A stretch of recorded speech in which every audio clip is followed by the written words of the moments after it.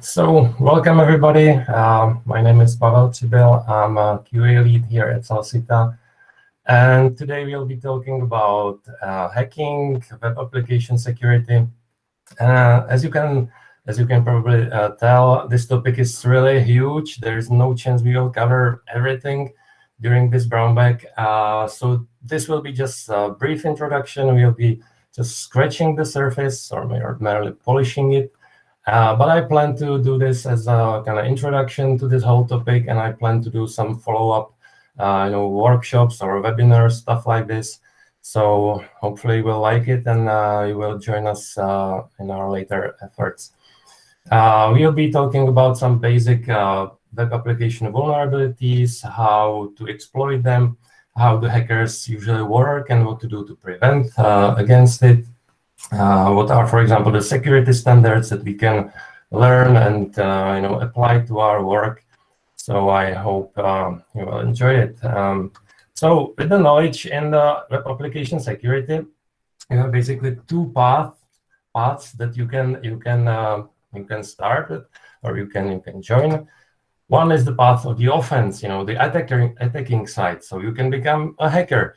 You can just exploit the vulnerabilities, misuse them, do some stuff that are not supposed to be done on the web page. On the other hand, you can join the defense and become a security expert or security consultant, what have you. Or you don't have to change your job. You can be just a developer or a QA with huge security knowledge, and you can help to defend against the attackers. Now, the thing is, we will learn first the path of the offense, because there is probably some wise saying that in order to properly defend, you first need to learn to attack. I believe it was some wise Chinese general who said that, or maybe it was Spider-Man. Actually, you don't know now these days. The Marvel movies contains a lot of knowledge. Anyway, the path of offense. Why to start with that?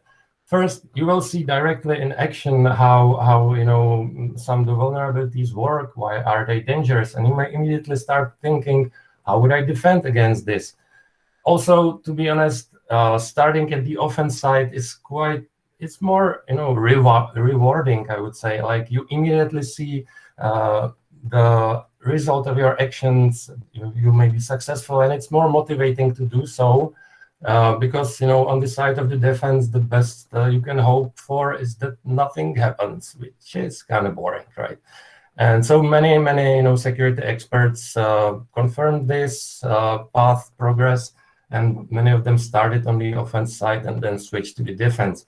Now, big disclaimer: whatever you will learn here and what I will show you is just for the education purposes. I don't encourage anybody to do any illegal stuff.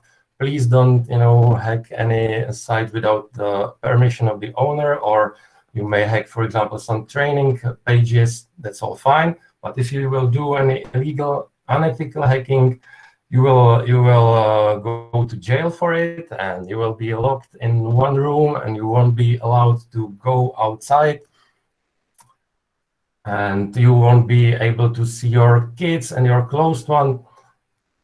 Well, and there will be no Netflix and no internet in jail, so don't do it. It's bad. Definitely, it's bad. Yeah, one thing, like I would say a subclass of a hacker is a bug bounty hunter, and it's somebody who makes a living or earn a lot of money by exploiting application security, vulnerabilities, basically by hacking, but with the permission of the owner. And I will talk about bug bounty hunting programs a little bit later, so stay tuned.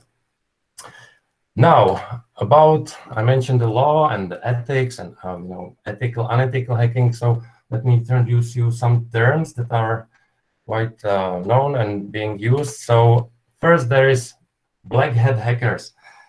Those are the evil ones. Those, what do? They hack, some web pages or some, systems. They try, like, what's the motivation? for them, you would guess mostly it's the money. They want to either directly, get to some, internet banking and, make some illegal money transfers, or they want to steal credit card information from the database, things like that. Or they may even try to get some confidential information, like, some list of users and their, email addresses and stuff. And then, for example, sell it to some evil marketers. And I hope Rosie won't mute me. No, not all marketers are evil, sorry for that. Or even steal some, research information. We had a couple of recent cases where hackers try to hack the systems of the companies that are making the COVID vaccine. And then, whatever they want to do with that, either use them for their own research or rather sell it to somebody. So money is one obvious motivator. Another thing, there are just people that want to see the world burn. So they just want to make damage, for any reasons, either for the fun of it, because they can, or, you can imagine some, competition between, businesses that they want to damage your site, for example, cause some denial of service. So your pages are not available and you will lose customers, things like that. There are even cases, we know from the news, that evil hackers are planting children pornography to presidents' computers, crazy stuff like that. And you as a defender should always realize, like, what's the precious thing that I have in my web page? Is it like a huge user base? So you need to focus your defense, for example, on the database protection, stuff like that. So this is what the evil Blackhead hackers do. Then there are white hats, those are the good guys, those who hack only ethically and legally with the permission. Bug bounty hunters can be, for example, considered as white hat hackers if they, operate only in the boundaries that the bounty hunting program, restricts them to. So those are, the security experts that are hacking the pages, so they learn the vulnerabilities and try to secure them, protect them, and so on. And of course, as with anything in our world, there is some gray areas. So we even have gray hat hackers. Those are the ones that are not necessarily evil. They don't have, the bad intentions, but they are still operating without the permission of the owner. So it's technically illegal, and they can cause some damage. Even without wanting to do so. Usually you become a great hacker after some security and ethical hacking training. You are full of the information, you know how to hack pages. For example, when I learned how to exploit some of the vulnerabilities, I had this good friend who also was doing the same, and he told me that when he tried, he just had the urge to try it on the real web pages just to see that what he learned in some practice environment really works. And he kind of confirmed that sometimes it really works. Anyway, since we are talking about the shades of gray, we should mention also other terms that are well known to testing in general, but it applies to security testing as well, which is black box testing, where you approach the application or the website without any insider info. You try to use it as a default user, common user, and you try to understand how it works, and then you think how to exploit it. In terms of security testing, you only have the application. You can, for example, use the user interface or the public interface that the application offers. You don't have any insight to the source code or anything else. And you try to hack it just by using your knowledge and some common approaches. This one shouldn't be too, you shouldn't do it too much. The official recommendation is no more than 20%, because it's great for example, demonstrating how the attacks can be dangerous. So for demos, it's perfect, but it's really time consuming, and there is a large chance that you can miss something. So rather, you should focus on white box testing, where you have the complete information, you have the source code, you can talk to the developers, for example, you have insight into the processes and whether there are some security measures already applied, things like that. And again, there is a middle ground, like the gray box testing, where you basically start as a black box, but you have some elevated privileges. You may have, for example, access to the administration section and stuff like that. Now, how the hackers work? That's they usually don't just jump into your web page and start clicking on things. Even that may be part of it, but usually the very important part of their work is the information gathering, also known as the word that I cannot pronounce, recon, I guess. Yeah, that would be it. So they are trying to find as much information as they can. They are definitely interested in the domain information, the IP address of the server that your application is running on. For example, who is your registrar? What are the open ports? Do you have any certificates, and when they will expire? Are there any other websites on the server? This is applicable, for example, for the public hostings or for some even free hostings, where you have multiple websites running on the same server, on the same machine. And the thing is that even your page may be super secure and you are basically bulletproof. There may be other website on the same server that is really vulnerable, and the attackers may actually exploit this one and get to the server and from the side, as Janko said, pojď na mě z boku, right? This is a common term. They will use other sites to get to your one. They are also definitely interested in the technology that you are using. There are different types of attacks based on different programming languages. You will use different vulnerabilities for PHP sites and for Node sites, obviously. They will learn, what is your database, what version is there, because there is a huge database of known exploits. So we may, for example, find known vulnerabilities of specific version of the database or of the framework that you are using. Therefore, I would highly discourage you from posting any information that can help them. You can, for example, see in the headers of some or in the footers of some pages, like this site is powered by WordPress. Like, first, it's nothing you should be proud of and make a public announcement of this. But again, this is helping and saving some time to the hackers, which would find any way. There are tools how to detect the frameworks, or they can they have the knowledge to do so or the tools to do so. But why to give them some information for free? So you should be always aware of what are you sharing, what information the hackers can gain and misuse. Also, the sitemap, they will definitely scan for any subfolders that you have there. So please don't rely on the fact that they won't find your admin section just because there are no links pointing to it.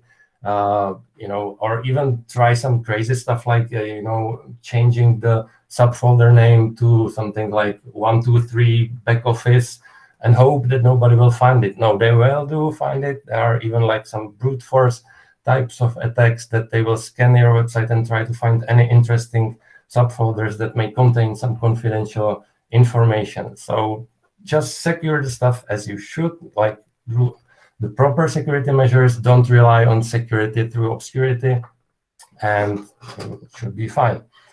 Also, the other information, of course, they are interested in the people that are either using your web page or that are that programmed your web page, and try to, through some social engineering techniques, they will try to get more info about them, and maybe find some ways of attacks through some social engineering. Of course, they want to know the usernames, so they can then try to log in as those users. They are obviously more interested in the users that are admins, or they have some higher privileges. And also something which I put there as a demographic info, they are interested, for example, in the language of the users. Like, they will use different if they will use a dictionary attack on your passwords, they will use different dictionaries, obviously, for English-speaking people and for Czech-speaking people, stuff like this. They will, for example, try to find even like whether you have kids or what are your family members, because sometimes, and actually in many times, people use their kids' names in their passwords, crazy stuff like this. And the more information you provide them and to make easy accessible, the more danger you are in. Now, what are the hacking tools that they may use? Actually, a lot of damage and a lot of hacking can be done by just using browser and the developer tools properly. Then they will use common tools that, for example, our great DevOps guys are using on daily basis, like Nmap, Netcat, Dig, written with G at the end, which I found way too late. Sorry. And there are, of course, some specific hacking tools, and we will use some of them on the workshops that I mentioned. So no need to spend too much time with that. Basically, I will just say use the Kali Linux, which is like a Debian-based Linux distribution, specifically crafted and tuned for the hacking purposes, for the ethical hacking purposes, officially, of course. You have a huge collection of tools there. You have a number of word lists that you can use for the dictionary attacks on passwords. You have some web shells already prepared for you. So you have everything you need in one package. You can run it even in some VirtualBox or VMware, so it can be isolated from your main system. So definitely recommend it. And again, we will focus on it more on the webinars and further learning. At first, I was a little bit disappointed when I saw Kali Linux because I was expecting something dark and gritty, and I wanted to feel like the hacker from the movies, with the terminal screen everywhere. And when I installed it, it was just fancy looking with nice UI, everything like something that my grandma can use. Of course, when I opened the tools there, it was something else, and my grandma would probably look for her games like Solitaire and Minesweeper, and she wouldn't find anything like this. Instead, there are like tools for password attacks and exploiting tool and stuff like this. There actually is a chance that there may be something like Minesweeper, but it will probably do something else that she would expect. But of course, it has a terminal, so if you open it, you can still feel like a hacker working in terminal. One tool that I would like to mention anyway is really like a go-to tool for all the hackers, both the black hats, gray hats, white hats, any hat, and it's a Burp Suite, and it's really simple yet very powerful. And I think really most of the hackers and even the security agencies that we see some work from are using Burp Suite. It's basically just a man-in-the-middle proxy, which is between the browser and the web server. It doesn't have to be necessarily the internet. We can use local web server, but you know what I mean. So, and it can intercept all the requests and the responses. It can either just store them for further usage, or you can really be in the intercept mode, and before the request is sent to the server, you can tweak it, you can change the headers, you can change the payload, and then see how the server will respond. It's amazing, and actually it can be used for even non-security testing. You want to try to mimic the responses from the server and verify how your UI displays them, so you can use Burp Suite as well. And it has many tools like, I don't want to go too much deep into this. We will definitely use this one a lot. But it even has some scanning abilities, so it can, create some kind of audit of your web pages. And it is highly extendable. There are, many plugins that you can install in it. For example, plugin for detecting open S3 buckets, which is a great one. And, anything you can imagine can be downloaded as a plugin, so great tool. Now, finally, we'll get to the examples of the vulnerabilities. And again, I repeat, I will show you how they work, but I don't encourage you to do so illegally. So another disclaimer. So first, like old but gold, SQL injection. What presentation would it be if I don't mention SQL injection? This one is really quite old. It was made really famous by little Bobby tables.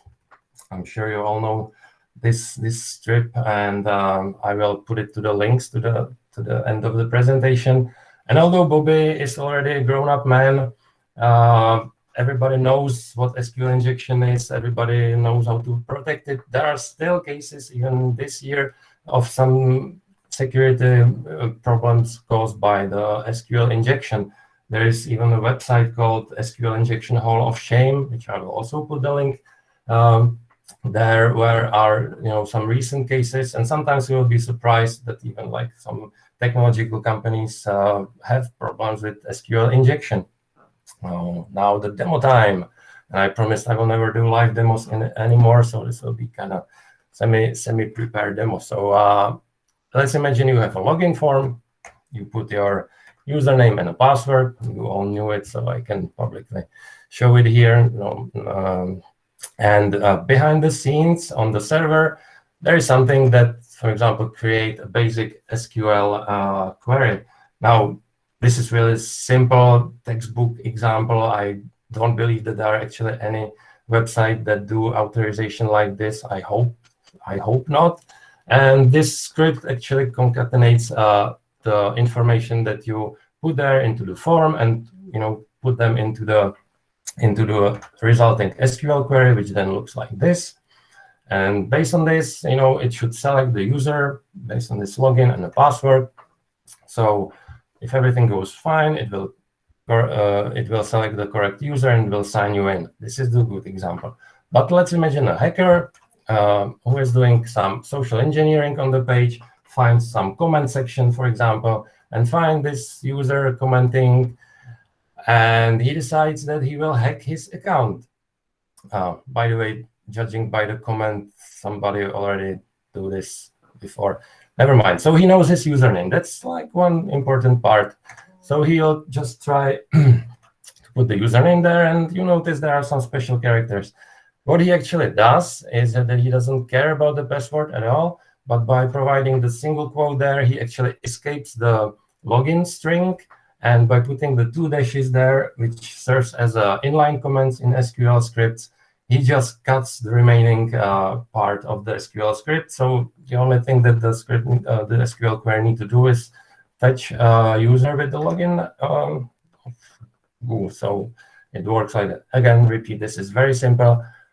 Probably this won't work, even maybe you will get lucky.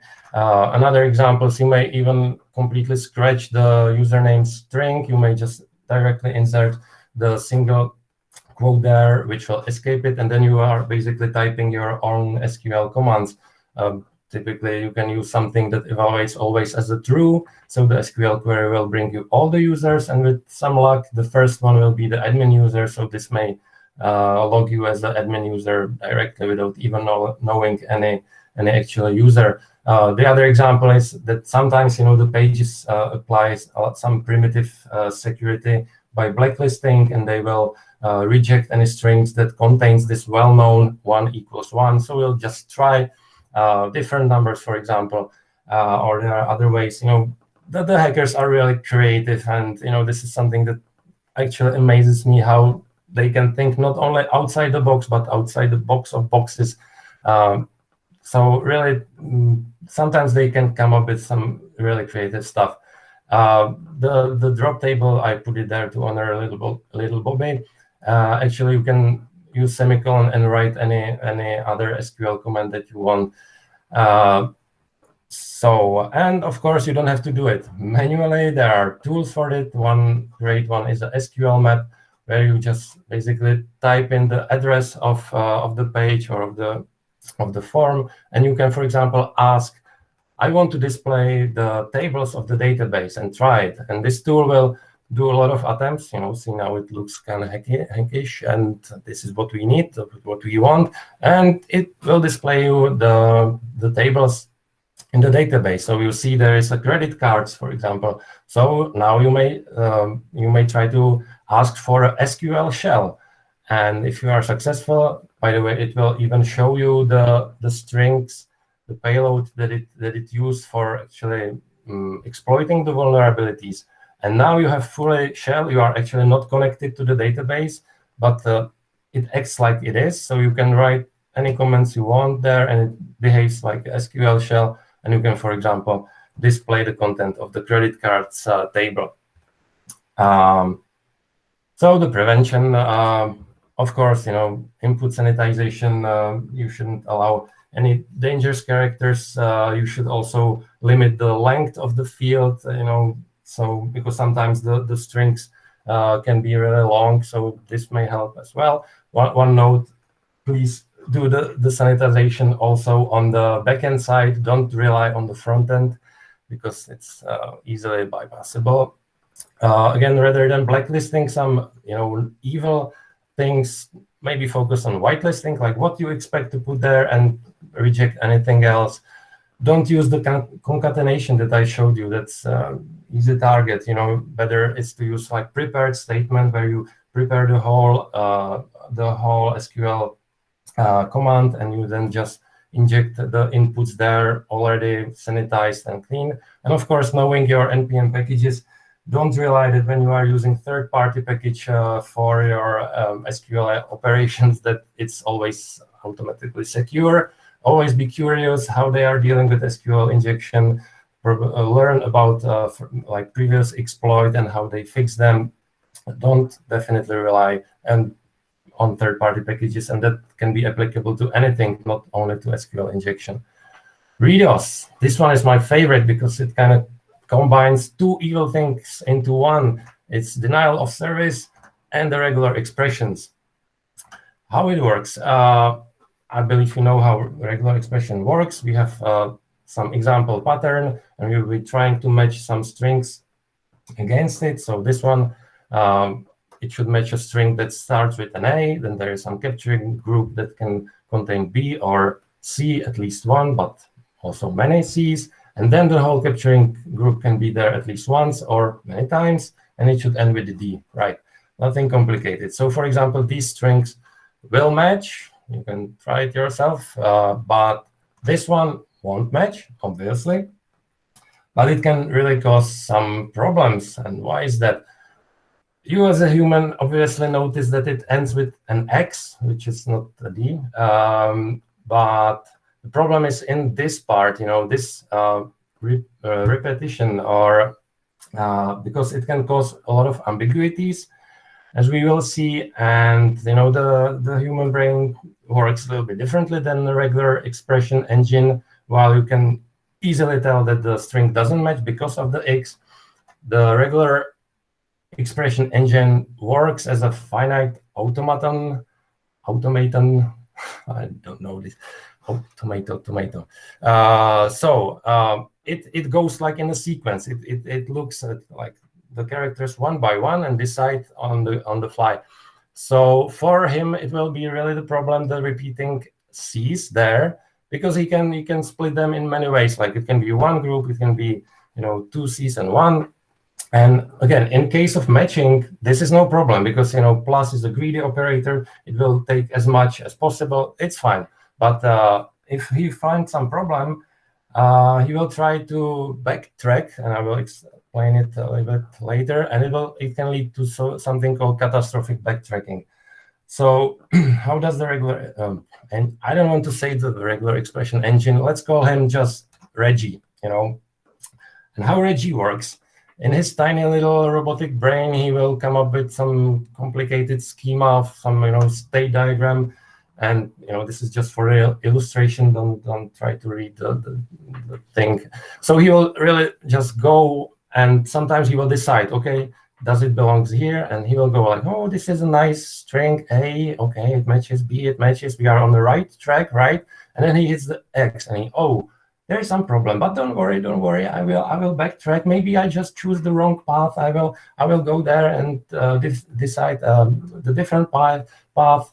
And you are like, come on, Reggie, dude, what are you doing? I'm just messing with you. It's fine, it's X. I know it. It doesn't. No, sir. I need to verify all the possibilities, and he will really spend like 280 steps on it. And although he works a little bit faster than I just demonstrated, it can hang your application for a while. And now, if this string can cause a little problems, imagine this string. And again, it starts with A and ends with X, so it doesn't match.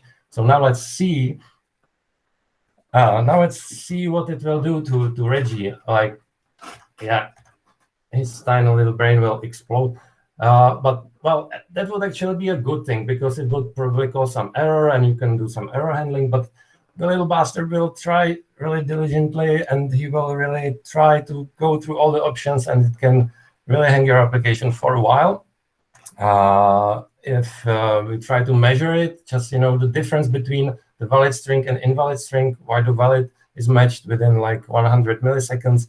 The invalid took him like 10 seconds. And it can go even to a minute, so it's really crazy. So the prevention, obviously, don't use regular expressions. Well, at least not the evil ones. And how can you decide whether it's evil or not? Let's look for the ambiguities, make it as strict as possible. And there are even tools like debuggers that can point you that, hey, your regex is dangerous. It can lead to this catastrophic backtracking. So know about this is like the first thing of success. Again, sanitize the input, definitely limiting the length, because usually the problematic can be like 600 characters or so. So if you cut the length, you should at least mitigate the damage a little bit. Use timeouts for your requests, so you really don't end up with some infinite requests or some minute-taking requests. And don't allow user input any regular expressions.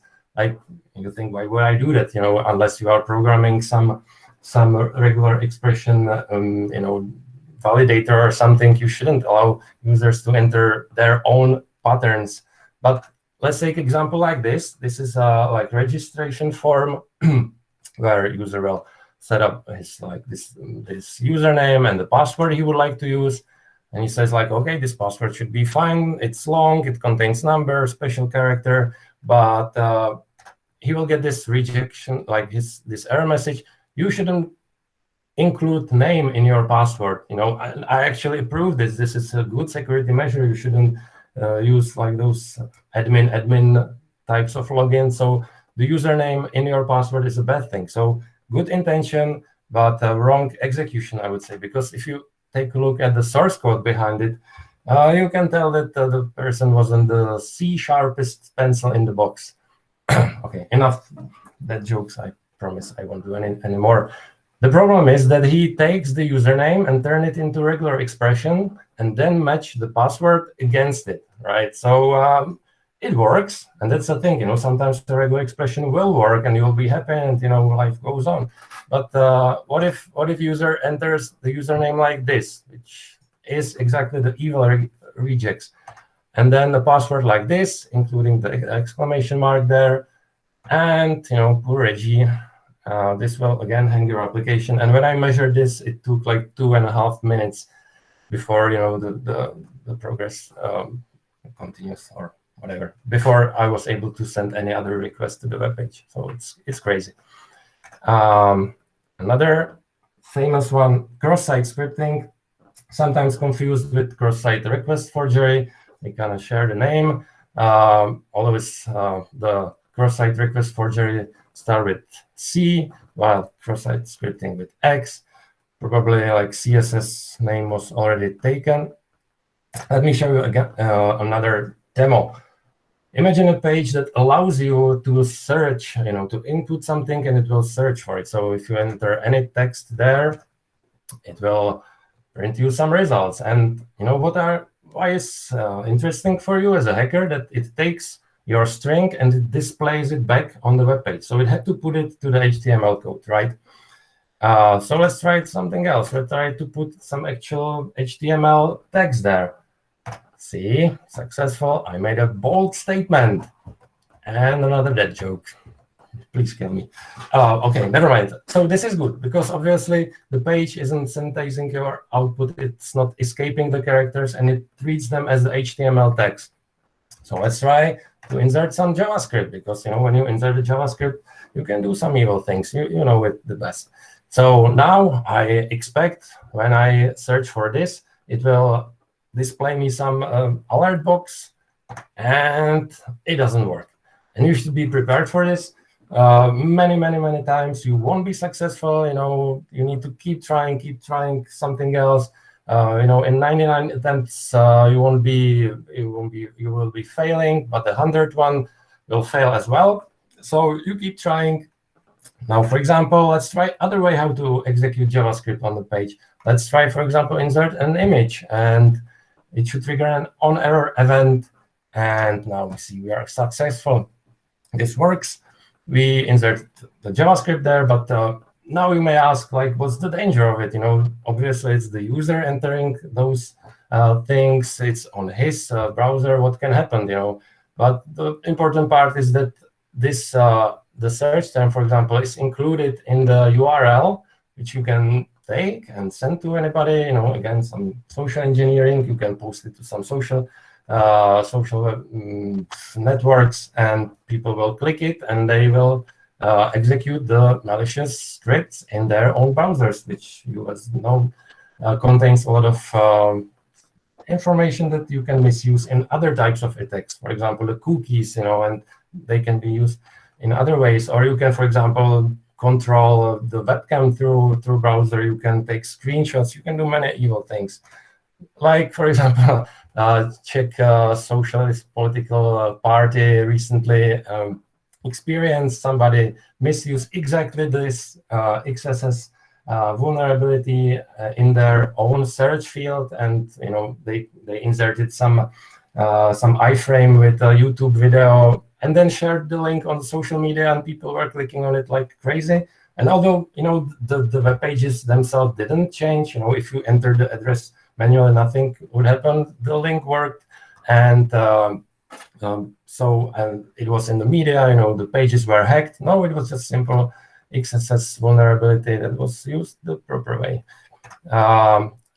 More serious example. This is tool called Beef, and it works directly for exploiting XSS vulnerabilities. I mean, when you actually get somebody hooked on the XSS, script, you will see, in this nice fancy UI, you will see the connected browsers. Those are the people that actually clicked on your link or just executed the script in their browser. And now you can really easily get the information from their browsers. You can turn on their cameras if they allow it. Of course, that's why the browser is always asking you. But chances are that people will click at it, and you can see their cameras. Or you can easily use it for some phishing attacks. There is many tools in Beef. You can, for example, do a Gmail phishing, and the user will suddenly see in his browser this screen, which will prompt him for logging to Gmail. But in fact, what he types here goes to Beef, and you have everything gathered. So XSS is dangerous. And I show you an example of a so-called reflected XSS, which means that when you type in the string, it will immediately appear on the page, which is dangerous, but not so as stored XSS, which is what we will show right now. Again, some comment sections, and you will try to post your own comment with the evil script that we already know works. And it will really add the comment there, which is, by the way, so far the best comment on the page as I see it. But the more important stuff is that it's now stored in the database, and whoever comes to this page, he will get hacked. And the person with the Beef will suddenly see a lot of connected browsers.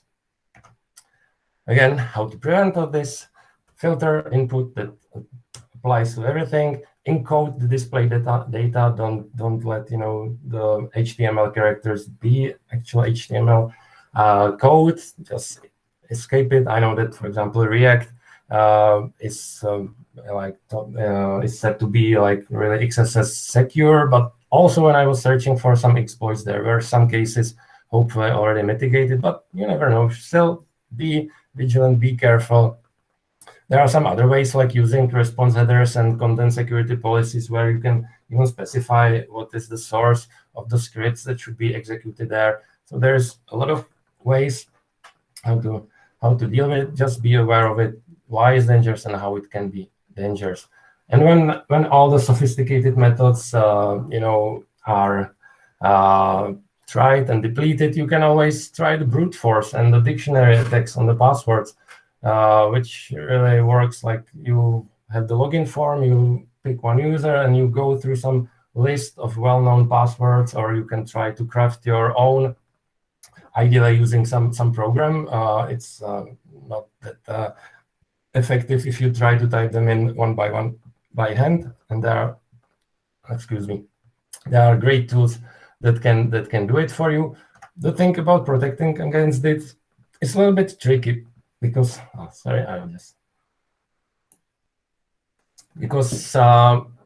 sometimes the battle between the defenders and the offenders resembles a chess game, where the defender makes a move, thinks, hey, I'm super protected now, and then the attackers move and creates even bigger threat or danger. Like, one thing of preventing to repeat as many passwords as possible is to log the account, for example, or after 3 failed or 5 failed attempts, what have you. But hackers can actually misuse this, that they will revert the process, and instead of trying multiple passwords for one user, they will try, for example, 3 passwords for one user and then switch the user. So they will have a list of users and they will try to go through them. And by this, they can actually cause some denial of service for all your users of your page. And again, you need to think of how to unlock your account again. But it's annoying, and it can cause some damage in other ways. Blocking IP addresses, again, not exactly a good idea, considering there can be some public IPs that multiple users can be using, and by just one you are blocking actually a lot of users there. Authentication delay, that's quite a good one. That can at least slow down the hackers, and sometimes the brute force attacks can take for days and even without any protection. And when you, for example, use this delay, that you can enter the password after 10 seconds, then after 20 seconds, it's not that annoying as locking, and it can really slow the hackers down. CAPTCHAs, they're actually not definitely a defense. They're more like a hurdle for them, because they are crazy, like services, actually really like a human farms, that people are sitting there and you can send them the CAPTCHA and they will resolve it for you and send you the code for it. They even have like an API for it. I saw examples of how to work with these human farms using Puppeteer and really crazy stuff, and you can really automate solving CAPTCHAs and hacking web page. So definitely not something reliable. And also, again, it's inconvenient for the users, right? It's like anxiety inducing, like, is motorcycle considered a bicycle, or is this traffic light, are those 2 pixels still considered a square with the traffic light? You don't want to do that when you want to just check your email. So for when you really want to be secure, you should use like 2-factor or multi-factor authentication. That's still considered to be the best. Also, again, it adds some inconvenience for the user. So you need to really make sure how much you want to go crazy with this and what's the value against what's the risk there. So, and yeah, of course, you should know you are not alone in this. There are standards and guides that can help you with everything.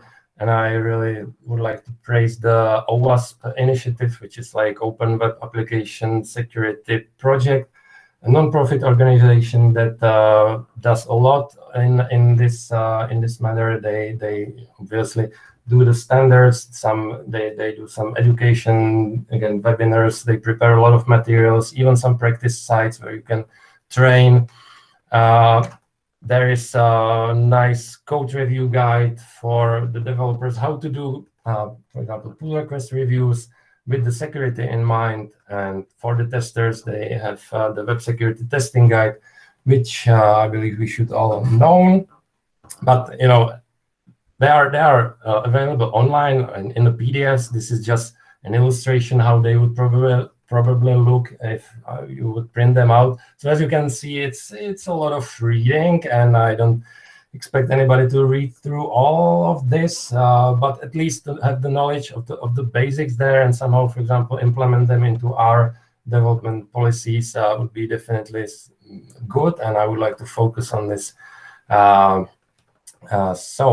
for those who don't like the reading that much, there is even like a OWASP cheat sheets. I should have said that. Okay, and it's really just brief excerpt of all those processes, really just like a checklist. For example, for Node security, Node.js security, what you should be aware of. There are some code examples, and it's actually better readable. For example, now you can see for GraphQL, there are some cheat sheets that you should be aware of. And I believe that we know most of them, but there may be like 1 out of 10 that you didn't know. So highly recommend knowing these cheat sheets. Again, I will post links to the presentation. Now, what the heck? As I told you, don't hack anything illegally, but fortunately there are great applications that you can officially hack. They are meant to be hacked, and they provide some extra knowledge about hacking. One of them is, again, OWASP Juice Shop, which is a fictional like e-commerce site with a lot of vulnerabilities. It has some gamification elements to the hacking, so it actually rewards you for when you hack something, you will get some badges, you are gaining experience there. And it even has some interactive tutorials that leads you through the hacking process, like click here, insert this here. Amazing stuff.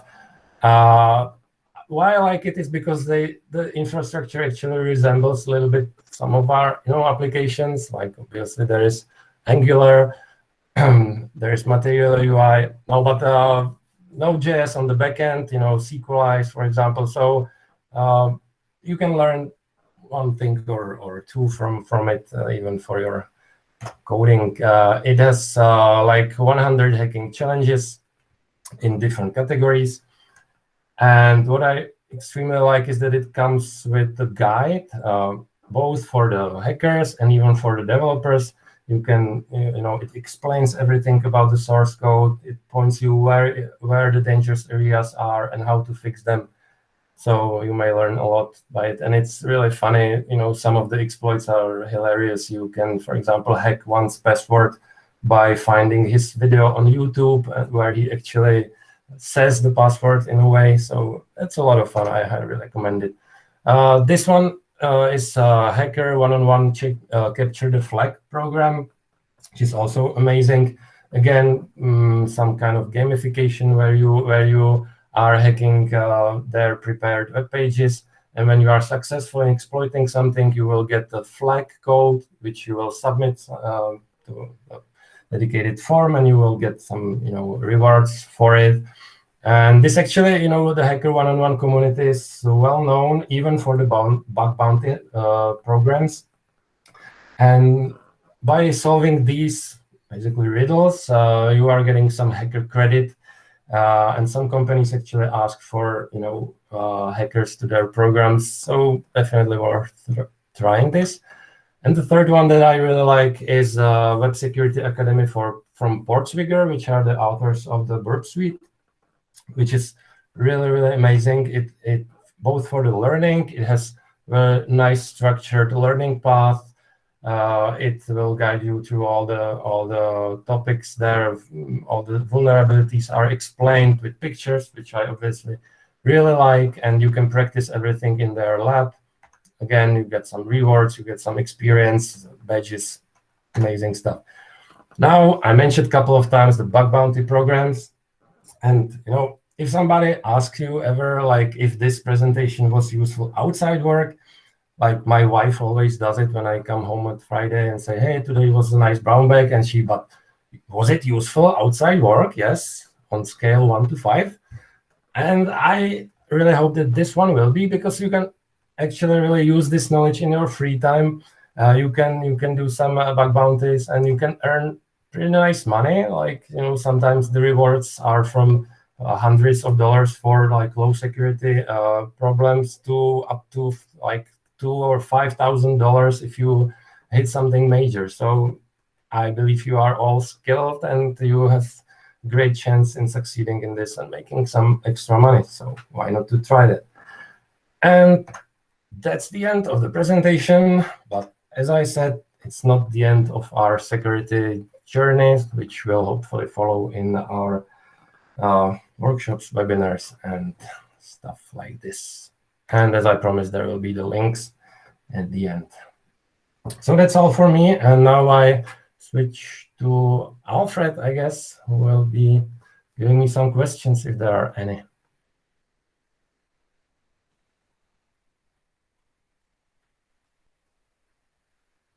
Hello.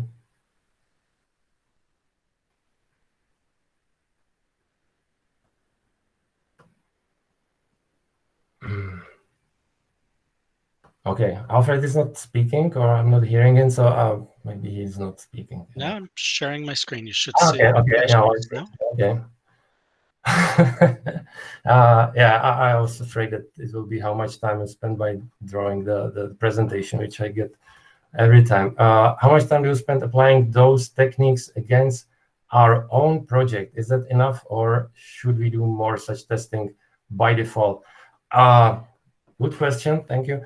Definitely, we should spend more time with this, and that's why I even started with this, knowledge sharing. And at first, I would like to focus on the QAs. Originally, I meant the workshops to be just the QA workshops, but I think the security is definitely a topic for everybody. For sure, like the developers can help with security by writing secure code. A big impact on the security will be from our great DevOps guys, and they can, although they are on probably like a different level, they will focus on the securing of the hosting of the applications and stuff like that, more like the infrastructure level, network level, while we can prevent the obvious web application security holes. So definitely it's not enough. I spent some time on a testing project that I'm working on. I found luckily only some major some minor problems. One of them was in kind of way the cross-site scripting vulnerability, and then there were some business logic dangers. And one thing, it's really time consuming, as I found out, especially when you are still like learning this stuff. So I believe that we should all kind of dig into this and share the knowledge, and maybe you already know most of the stuff and I can learn from you. That's actually really probable scenario. So, but the point is to initiate the discussion and start talking about these topics more, and even find some best practices and stuff like that. Okay, so I hope it ask for it. Well, it was a lot of time. I didn't measure it, but it was a lot of hours, and I kind of hated myself for it, because I was like, damn, put the damn screenshot there. Don't draw like 2 hours browser window, but it's kind of like what I kind of like to do. So yeah, I would guess like 15 hours just by the drawing and preparing it together. And yeah, so that's it. A lot of time, more than I should. Can you share the content of the Alfred compro folder? No, I'm keeping it for better opportunities. I keep Alfred in check and see how he's polite. He serves as my Alfred. That's the whole point of it, of having it. So I'm not sharing it. I am not giving up my compro. Sorry.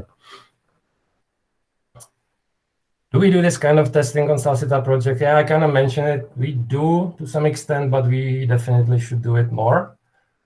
That's it. And we will. Ethical hackers make a lot of money. How much is a lot? Okay, maybe I put it like more general statement that I should, but I mean the good ones are, there are people that are really making a living out of it. I'm like following one extra famous one who makes a career on ethical hacking and also now on YouTube videos where he actually teaches how to do it. His name is Stock. He's from Sweden. He's really like kind of extravagant person. I can also send you some links of his videos. It's really awesome stuff. And he says when it goes well, he can make like even like $40,000 per week. But it's sometimes there are dry months where he doesn't make anything, but there he gets lucky and hits like the sweet spot and really get lucky with that and earn a lot of money. So I really don't want to throw here the numbers, but and as you saw, the reward starts from $100 and for really low security problems. So if you find those, you can make, it depends on you, on your skill, on your time mostly, because it's really, really time consuming. It's really competitive environment. Usually, even when you find something, there are like 3 other people that already reported it, and bad luck. But with some practice, I believe you can make some nice money. It depends on you. I don't know how much is good for you, but sorry. So it depends, I guess. Who are the main threats to e-commerce applications? Amateurs working alone, organized criminals, or serious interest from Russian Chinese government? I'm not sure I'm the one responding to it. Unfortunately or fortunately, honestly, I don't know. I saw some statistics, but of course it can be difficult to judge. I believe it depends. One amateur working alone can cause some damage, if you are really not careful enough and if you really have some major security issues there. But mostly for some really sophisticated applications, it takes the whole organization with a lot of infrastructure, with a lot of resources, because some of the very well executed attacks are really also expensive. Sometimes they need to they use multiple proxies, for example, dodging the IP address controls, and it all takes money. It all needs some coordination and effective organization. When it's coordinated attack, you need to basically manage people and still keeping a low profile. So I guess obviously the biggest threat is some serious organization hacking, organized criminals. Sorry, but again, it escalates with like the more important you are, the more important enemies you attract, right? So we of course attract those high level profiled organizations, so we should be definitely aware of that and do some countermeasures. I said no questions, damn people. How to defend inside jobs? I don't exactly maybe know what it's meant. You mean like when you have somebody like inside? Okay, makes sense. Inside job. Well, first of all, and that's also an advice to all types of those attacks, you should be aware of the fact that you are being attacked, which is actually a big problem. Sometimes when I read some reports, sometimes the companies find out that they were attacked after like 200 days, which you shouldn't, definitely. So again, some monitoring of your applications is essential and crucial. You should know as fast as possible that something is going on, and you should be able to track from where the attack came from. And by this, you should be able to identify the inside jobs. Of course, you shouldn't hire any shady people that can do it, and you should instruct your employees how to secure the application and how to behave in a secure manner. Not to share their passwords, not to click on suspicious links, those type of stuff. And I actually think the best training are not these prepared one that we all know, that you have like ABC. Is it good to share your information on the internet, or is it good to click on any links in the emails? ABC, yes, no, maybe. No, the best training is actually to let the people try the attacker's path and see how dangerous can it be and what type of informations they can misuse. So therefore they will learn it by experience and see the dangers, which will be much more motivating for them rather than some security training test. So that's besides multi-factor authentication, what can you do to mitigate social engineering risk? Again, that's kind of broad question. The social engineering can be really contains a lot of topics. It can be some direct social engineering attacks on your on person that somebody can pretend that he's from some company, and you should tell him, I'm from Facebook and we have a problem with your account. Please tell me your password. Actually, sometimes it works. So these things can be mitigated, as I said, by some trainings and explaining the dangers. Other social engineering risks, I don't know, besides multi-factor authentication. Now I would like to have some other info to this question. But I guess, okay, let's wipe it out through some security awareness, being so the people know how to behave securely and what the risks are, so they can prevent it. I know I cannot fix this, but I have the right to do it. So please, Alfred, move it out. And that's all. Yay. Okay. So thank you, I guess. Hope you enjoyed it, and see you next time. Thanks for the attention. Is it done? Is it over? It is. Nice job. Thank you. And did I say burp sweet? I was practicing it